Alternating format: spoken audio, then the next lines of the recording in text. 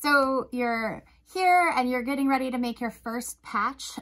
We're gonna demonstrate this on a pair of Claire's pants, which are starting to get a little worn right here in the knee. And you can see that she's already been patching in a couple of places. This was actually, this one down here was her very first patch, which was done using the running stitch. Pretty cool, right?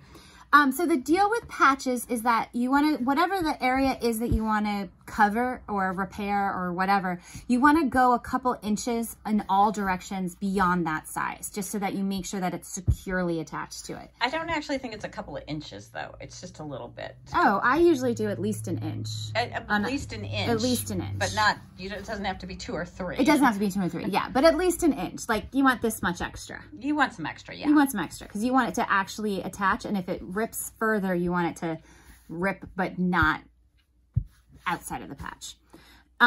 So you could be super meticulous and a good sewer and measure it all and trace it and do all that kind of stuff, but I don't bother doing that. And I don't either, I'll be honest. Yeah, that's just a little too much work. So this is a pair of jeans that Claire has turned into her patching jeans. We both have pairs that we have donated to this. And the top part will probably be cut off. Yeah, this is next year's shorts for yeah, Claire. I usually have 1 pair a year. Yep. So we're gonna take from these. So she's got a space about like this. So I might just take this bottom half down here. I think that'll make a good size. So I'm gonna cut your patch without cutting the tablecloth underneath. Or the other jeans. Or the other pair of jeans.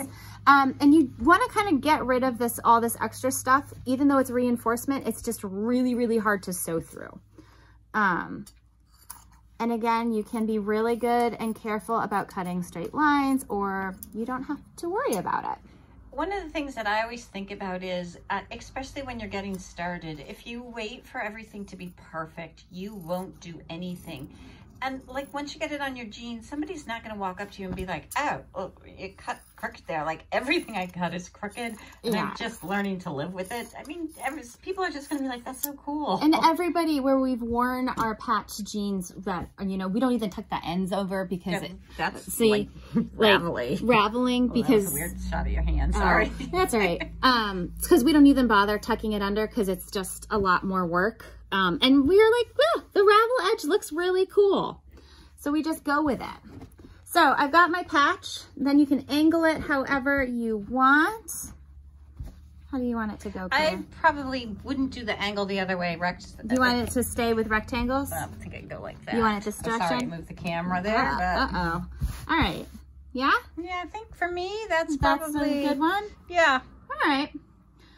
So once you got it positioned, then you can start pinning. You're not going to pin because we're going to do a top on one. Oh, you're right. So we are. you're going to another level. I'm going to stop Carly here.